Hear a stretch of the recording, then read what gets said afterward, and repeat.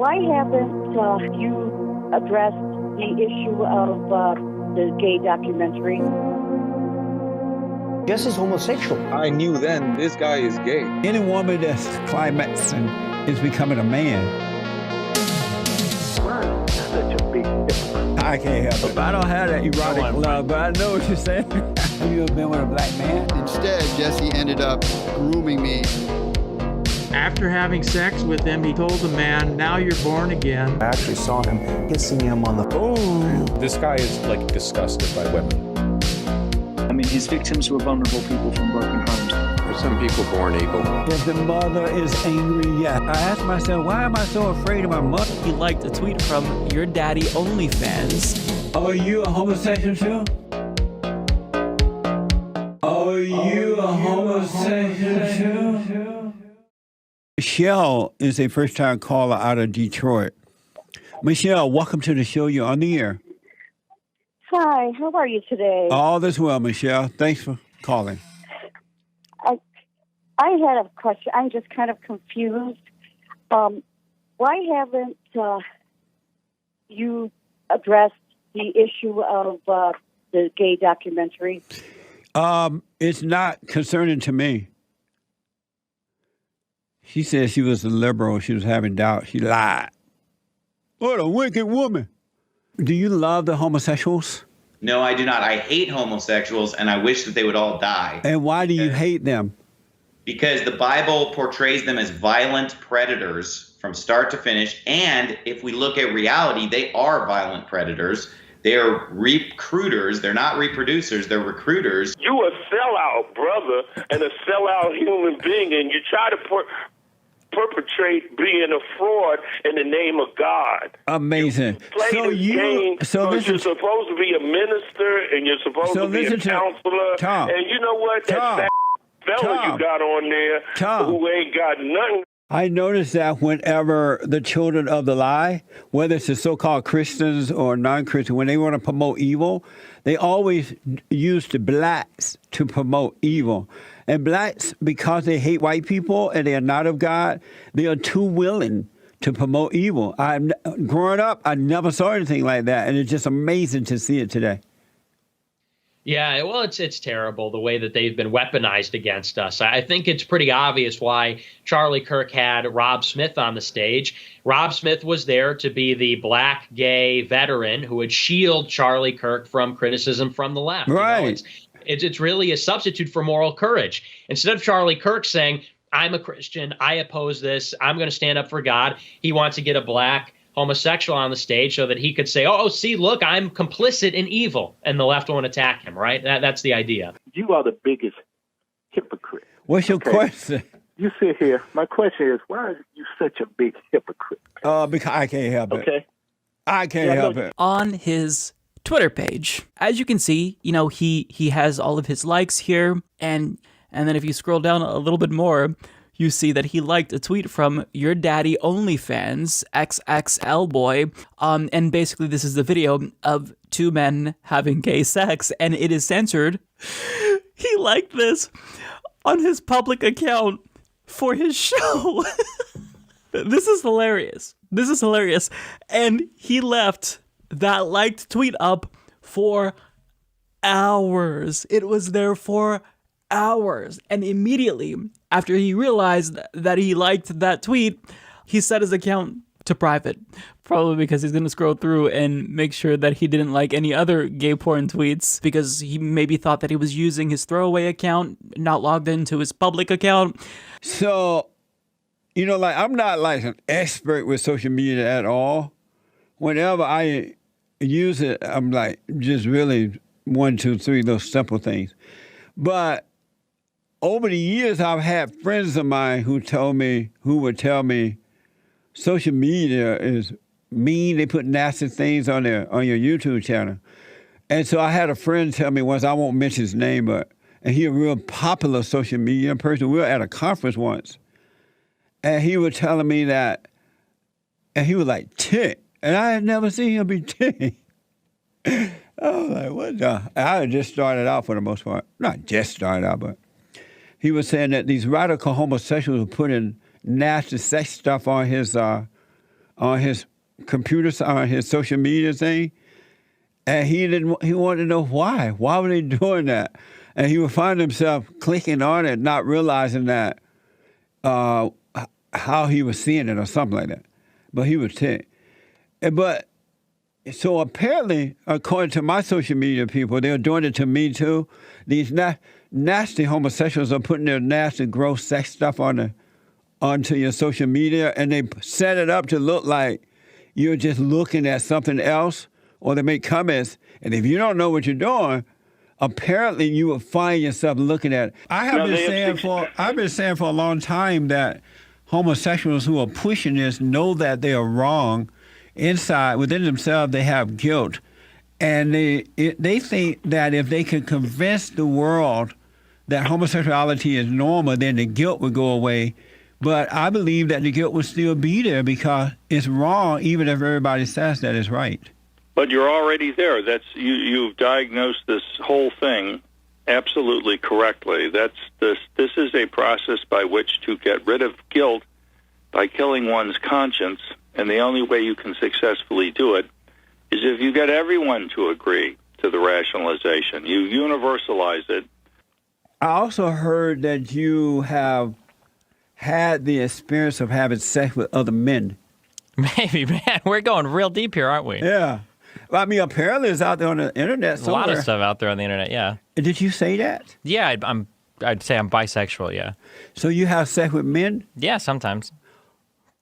First of all, what's the purpose of putting that out there like that? Why let anyone know that if you did that? So that I can come on here and have wonderful conversations about it with you, Jesse. Nothing makes me more happy than talking about my sex life with a bunch of conservatives on the radio. I love it. But what was the purpose of you letting it be known that your woman has sex with other men and you have sex with other women and men, and she does too with other men? Why put that out there like that? Why did you tell anyone that? I'm pretty open with everything that I do, and I think that people should be more comfortable with the things they do. So rather than keep things kind of hidden and pretend that I live a very traditional lifestyle, I like to talk about the non-traditional. And so is your church a homosexual church or something? No, we're not a homosexual church. We're about 50-50. We got 50% LGBT, 50% straight families. Amazing. And do the straight family know that the rest of those folks are homosexuals? I'm a very gay pastor, Jesse, so I think they all know. Oh, you a homosexual too? Yeah. Oh, I didn't know that. And when did you become a homosexual? When I was born out of my mother's womb. And why did you decide to become one? I didn't decide, I think God decided that one for me. How do you know you were that way when you were born out of your mother's womb? Well, because my earliest memories of being attracted to people are being attracted to men. You what? I'm a homosexual. You're I have homosexual? to be in favor of it, yeah. Are you really? Mm-hmm. And what does that mean to be a homosexual? What is that? I'm just like you, Reverend. I love all people, every single one of them. But you love them in a sexual way, right? Oh, not the kids. But yeah, absolutely. I love folks. And so you're a homosexual? Yeah. Well, I like everyone, men, women. How did you become that way? Oh, I don't know. I mean, I was raised pretty well, loving parents. Couldn't have been them. I've just figured around 15, 16s, I like all sorts of folks. You take anything that comes along? I have to find them hot. But yeah, there are lots of hot folks all over the place. I think, by the way, you look wonderful today. So I think Are you liking me right now? Oh, no, not like that. I just think that you're fantastic. You're aged wonderfully. You have a flawless beard going on. You're well haircut. I think that you're a phenomenal example. If you were into men, you'd have your pick of the cut, let me tell you. I appreciate that. Have you ever been with a black man? I have. You had sex with a black man? Yeah. And is it true that once you go black, you can't go back?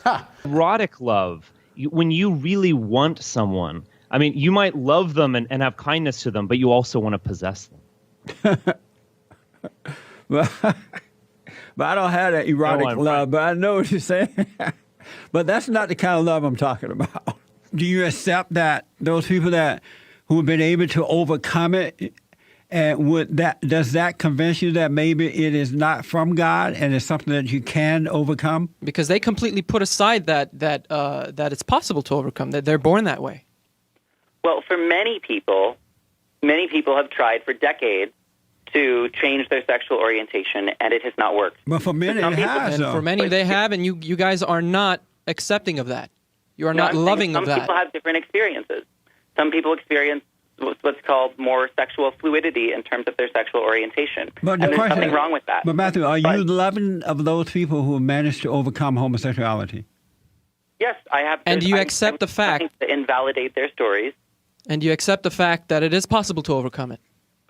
Well, it also depends on how we're defining overcome. No, I'm But asking. I don't It's a think yes or no possible. question. Actually, it's not. It's not a trick question. Do you accept the fact that some people have experienced complete overcoming of homosexuality? Well, what do you mean by that? Like, What do you mean? What do I mean by that? It's just a straight question. It's a yes or no question. That's all like Bill Clinton. It all depends on what you mean by sex. You don't know what it means to completely overcome something? That their behavior changed, but their attractions didn't change, and a few number of other people will say that all their attractions changed as well. And so I was just asking you to clarify which one you were talking about. I'm talking about those people who were once homosexual and had homosexual relationships with other men, and now are married with children, and they've completely overcome it. And by overcome, you mean that they no longer experience any same-sex attractions? Absolutely. Okay, well, I mean, I wouldn't deny that that's a possibility. I would just say that for Exodus International, which was the main ex-gay group, they shut down last year, and the guy who run it said that more than 99% of the people he was working with who were trying to change their same-sex attraction could not do it. And so even if there are some people who can, I don't think that that can be a universal answer to the question, Well, because that there was are so because- many other people who can't. That was because he didn't know what he was doing to help the people overcome. Do you know Alan Chambers? Yeah, Because I know. you shouldn't say something like that. Again, you're speaking out of complete No, ignorance. I It's do know embarrassing. him. He did not know what he was doing. Former bond house manager, 50-year-old Robert Santner, alleges he witnessed similarly strange behavior in 2021 between Jessie and current Bond producer James Hake. What I witnessed, him and Jessie were hugging each other intensely, rubbing each other's shoulder down stuff, and he came to a point where I actually saw him kissing him on the cheek. I just want to say, like, right off the bat, if Hake ends up being gay, this is the most called thing in the universe. This dude is repulsed by women. This guy is, like, existentially disgusted by women. You know, I mean, it might be all, yeah, I don't know. Hake has, in all the people I've seen and talked to, Hake has quite possibly the most internally destructive understanding of their own sexual interests and desires of any person I've just ever even been aware of, you know? I don't even know how much of it is played up, but yeah. And that other boyfriend, the two other boyfriends you got, just as well. You simple ass nigga. Oh, goodbye. These stories first came to light when Jessie's former co-host and alleged decade-long gay lover exposed him. 61-year-old Patrick Rooney has known Jessie for nearly 30 years, dating back to roughly 1992. Everybody know Patrick Rooney, one of the smartest white men on this side of heaven. I was molested as a boy by another boy. And I was probably about 8 years old. I mean, I didn't write it down in my diary or whatever. So, you know, there's no diary when you're 8 years old. So probably about right around 8, I'm looking at photos of myself and just kind of my best estimate is I'm probably around 8 years old. So I had something, you call it in psychological or spiritual terms, kind of maybe like you get like a weird attraction or something to what traumatized you. Fast forward to when I was an adult and I was still not quite over this stuff, although I had not ever acted on it. I met Jessie, and Jessie, one of the first things he did is ask me if I was a homosexual. And he started to counsel me. And the understanding was he was going to counsel me and help me overcome any issues that I had so I could come back to the self that I was when I was born and I was free. Instead, Jessie ended up grooming me, and later we ended up having over a 10-year period of totally wrong sexual relationship. Let me tell you how bad it was. Jessie married Pat and his wife. He was the minister that presided over the wedding. And later, he preyed upon the husband, had a homosexual relationship with the husband of the woman, the woman's husband whom he married. After having sex with him, he told the man, "Now you're born again." I was a bond member. Jessie Lee Peterson has a organization called Brotherhood Organization of a New Destiny. And I was there almost from the beginning.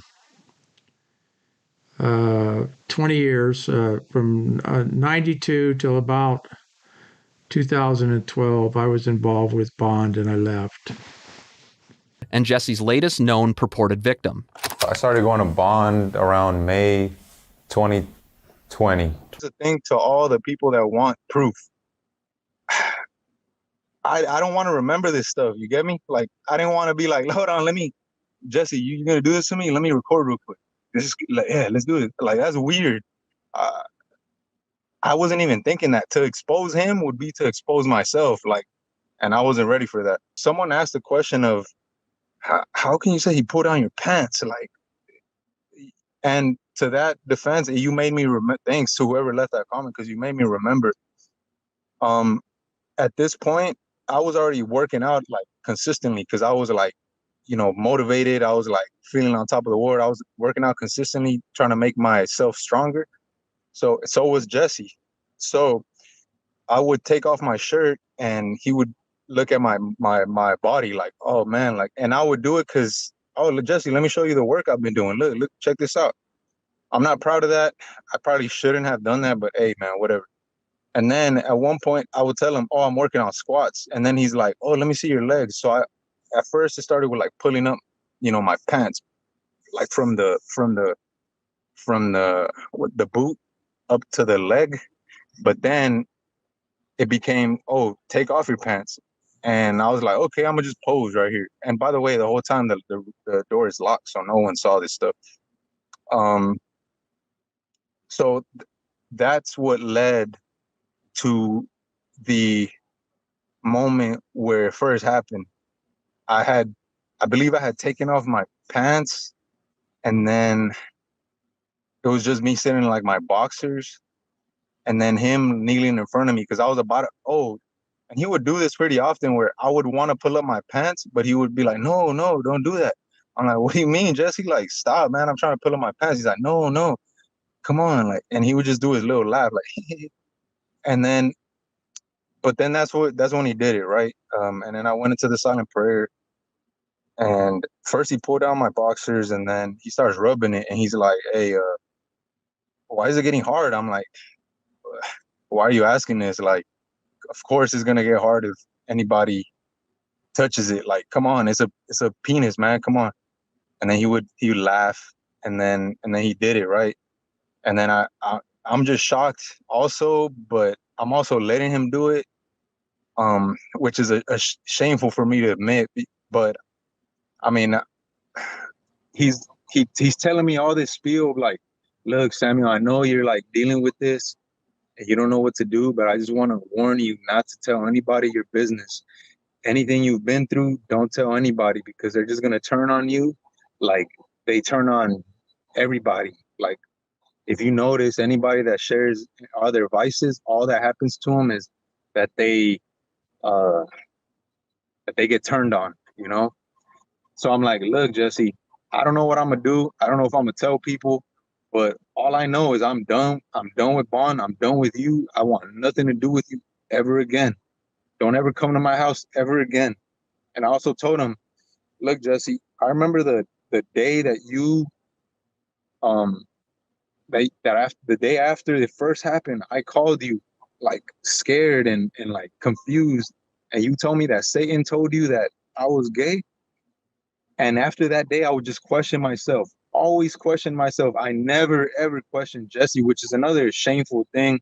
And it goes to the cult personality, like the cult psychology, that you don't question the person that is causing damage to you. You question yourself.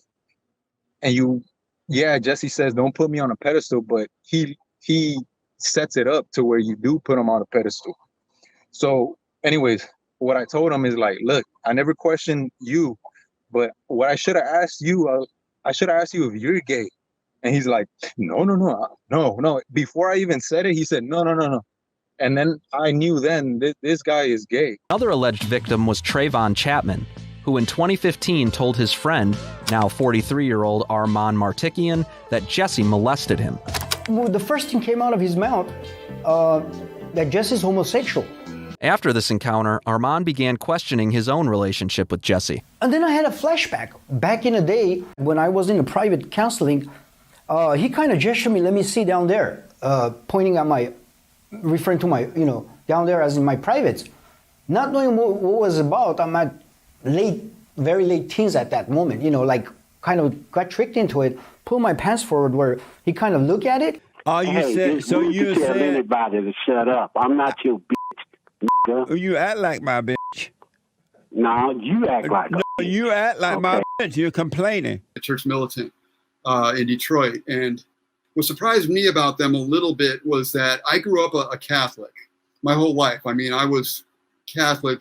My parents were Catholic. They were Democrats. And, I grew up the 60s and 70s, and we were kind of on the liberal side of things. They had already gotten rid of the Latin Mass. They had already gotten rid of some of the more hardcore elements in the church, but they also started to lose their morality. And the people at Church Militant are really into bringing back the old morality of the Catholic Church. I'm not a Catholic anymore, and I probably never will be. I don't subscribe to all of the things that they believe in, but I do respect them for the morality and their adherence to biblical principles. Some of the people that were working on our side of things were kind of looking, where are we going to put this story? Who was going to put out this story about Jessie Lee Peterson? Who's going to believe it? Who's going to get behind it? Who's going to give us a chance? And Jessie, it just so happened, was doing an interview with Church Militant. And one of the people working with us sent them some information about what was going on here. The guy kind of wiped the floor with Jessie. After the show was done, after they did all their taping for the night, they all gathered around and looked at it and said, wow, we didn't know at the time that these guys investigated Catholic priests who were molesting boys, or at least alleged to, and some of them, I believe, shown to be molested.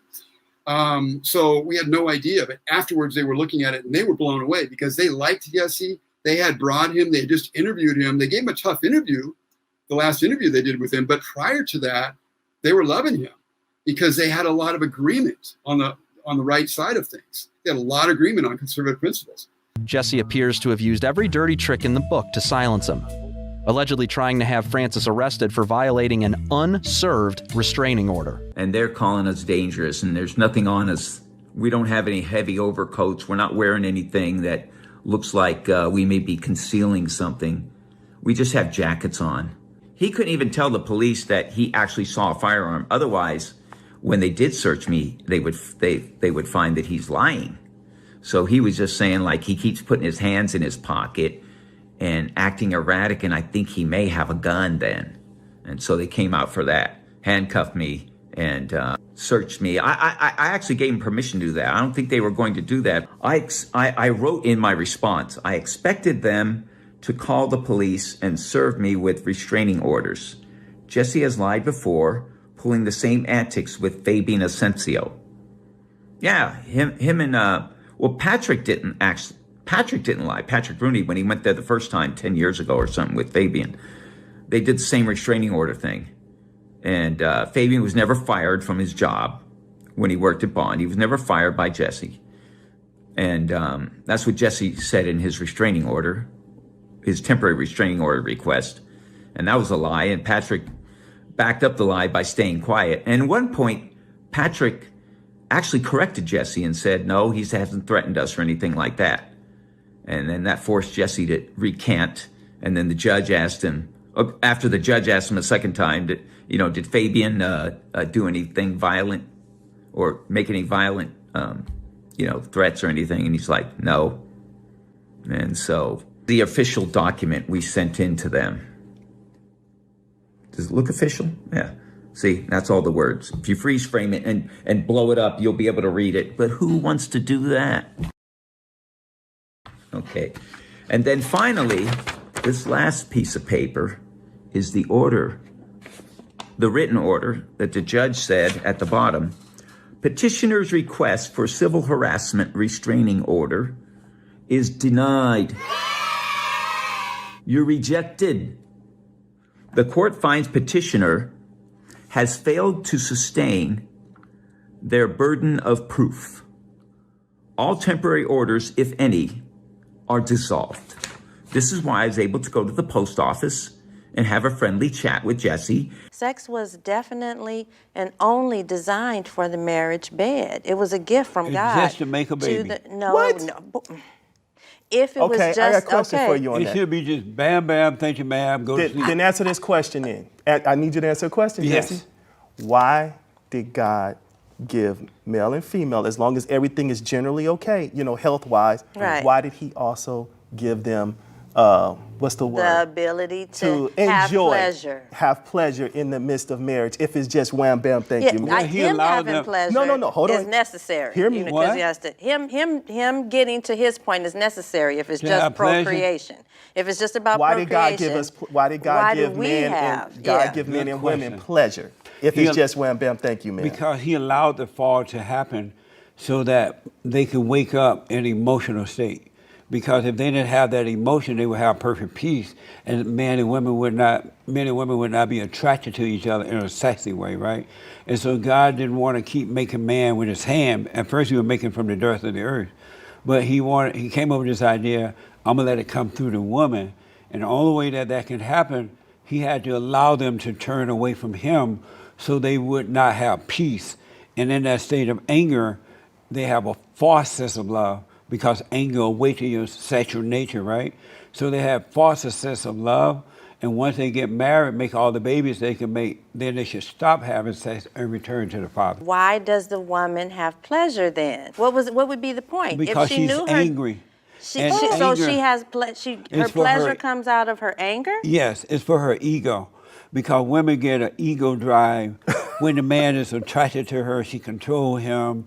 She knows it, right? And so it I'm fulfills talking her down ego. nitty gritty, doing the bumpity bump, pole getting it in. She has a climax. Right. Why? Because, it's unnecessary if it's just for procreation. Because she's been turned away from God, and her anger awakened that emotional and that false emotion feel like love. I got one more question for you then. Well, let me tell you that.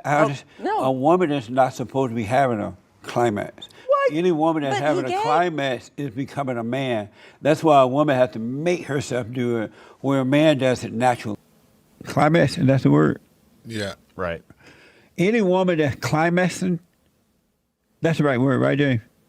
I know you want to know. You're a virgin. Virgin don't know anything. Any woman that's climaxing is becoming a man, because it's not normal for women to do that. Right. I think it's a lie. I don't think they do that. Oh, you don't think they do? No. You think they're pretending? Yeah. Really? That could be possible. You think when women act like they're doing that, they're lying? I never thought about it, but you never know. Yeah, because they'll be making a man think he's really doing an amazing job. Yeah. I think it feels good, but the climaxing part, I'm not so sure about that. Yeah, women, I don't know if y'all doing that or not, but don't even try, because if it were natural, you'd naturally do it. But the fact you're trying to make something happen, you're becoming a man. The man is turning you into a man, a fake man, Not but the a right man. kind of man. Right, not a real man, a drag queen man. Perversion. Yeah. You mean, is and your if that's wife what you your mean, partner? then no. Are you saying that your wife is your partner? Yeah, my wife's my partner. I think Are you're you my married partner. to a man? I think that's. I love that. I am not married to a man. So if you're not married to a man, why are you calling your wife your partner instead of your wife? Well, that's just a confusing question for me to even know how to respond to. But why, if you're not married to a so-called man, why are you calling your wife your partner rather than your wife? The homosexuals, the radicals, they use the word partner because they're trying to fit in into the norm. They're trying to fit an abnorm into a norm. No, okay. And why totally is your other wife thoughts your about that, partner and not your wife? But you're not even the head of your wife. Let's go back to Kristen. You don't have one, so okay. Let's Kristen. go. I've looked at the research behind this, and I've looked at the reporting and some of the stuff that they haven't felt able to release yet. I've also looked at some of the testimony from people who, but I've kind of looked at the notes of this, and I know the reporter who did it in person. Right. I know him personally, and I know. So he's credible. You would vouch for him. Yeah, he is. Okay. 100%. Yeah. He's a good guy. He's a groper, actually. I mean, he's a big, he's a. So what would you say to the people? Because I'm reading the chat, like, I guess a lot of people are saying, well, there wasn't, completely clear evidence. It's kind of just he said, she said. I mean, I do find it weird, like, you, obviously people know, are a former homosexual. So, like, does JLP, like, have all these, like, signs to him? Like, to me, I never thought that in a million years. And why are these guys coming out and saying, like, oh, yeah, I had gay sex with JLP? Like, that's kind of a weird thing to allege, right? I don't think it's new. People will know that Jesse removed Reverend and the word pastor from his website some time ago when a lot of his black congregation started to leave. Okay. And they left. They've been leaving over the last couple of years because of this. And this isn't actually much of a secret to those people who spend a lot of time around Jesse, especially after that guy started posting all the blog posts. I'm satisfied, having looked into this, and I don't say this with any pleasure at all, that he is homosexual, or at least bisexual. I'm satisfied that his behavior rises to the level of predation. I mean, his victims were vulnerable people from broken homes. They're people who are trying to get clean from drugs, fatherlessness, people who were beaten to within an inch of their lives by their dads. And he's preying sexually on young, vulnerable men, and has been for decades, who are in this house that's supposed to be a sanctuary for them. And that's the bit of it that makes me feel really uncomfortable. And if you were thinking of, because you adore him so much, and I did, and part of me still does. But if you're thinking about, whether you can turn a blind eye to this, the bit of it that makes me deeply uncomfortable is the fact that he knew that these people were from vulnerable and broken backgrounds. He knew that they would not make, the best, I guess, witnesses, or they could be easily dismissed. Right. And he used that information to approach them sexually. It's been going on for decades. Some of them were in their late teens. He's deployed law enforcement and restraining orders against at least one of them. He's clearly unrepentant. And the behavior, according to the guy that ran his house up until last year, goes on to this day. I mean, we're talking about, 30, 40 years of this behavior. Are some people born evil? Were some people, if the mother was mad while being pregnant, that can happen, yes. Because she can pass that spirit into her children while in the womb. Are some people born homosexual? If the mother is angry, yes, that can happen in the womb. Because it's all spiritual. And so you can be spiritually traumatized while in the womb. The spirit of homosexuality is of their father, the devil. It's not them, the person. It's the spirit that made a home in them. And it came from them overreacting to some sort of a situation in life, whether it's from someone messing with them when they were kids, or overreacting to an angry mother, because you become like what you hate. Most men and women, boys and girls, don't hate their fathers. They yearn for their fathers. Their soul is yearning for the father, but they hate the mother because it's the mother who has passed on her anger to them by being either aggressive or pushy or too weak and cunning and stuff like that. So they resent the mother. And that's why, and when you have anger in your heart like that, the nature of anger is fear. The children of anger is fear and doubt and worry, insecurity, suicidal thoughts, depression, overeating, oversexing, overlying. When I had to go and forgive my mother and face her, I was like 38 or so. And the closer I got to the house where she was staying, the fear would just overtake me. And the reason I had the fear, it was because I had the anger. And in anger, you have no love. Satan is your father, and in him there's nothing but destruction, which means fear and doubt and all that. And so my mother came to L.A. to visit her sister, and I knew I had to go and forgive her because God said, when you forgive others, he'll forgive you. I'm driving over there. Fear would just overtake me. By the time I got there and got out of the car, I could barely walk up. It was about 3 or 4 steps I had to walk up, maybe less than that. I could barely get up the steps. And I asked myself, why am I so afraid of my mother? I'm a grown man. And I realized it was the way that she had treated me when I was growing up, and I resented her for it. And you become like what you hate. You become subject to what you hate, and you're afraid of what you hate. I am a homosexual, and that I cannot deny that is a part of my nature. And it's something I've always known about myself ever since I was a young kid. And I used to struggle with it when I was younger. I'm 30 years old now, by the way.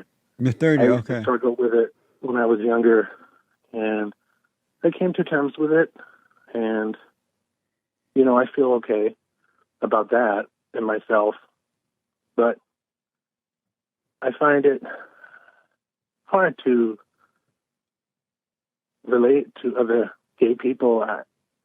It's like, you know, anything that you've covered about going to pride parades in West Hollywood or whatever, those are most gay people are like that. And I cannot relate to them. And I find most of them to be immoral people.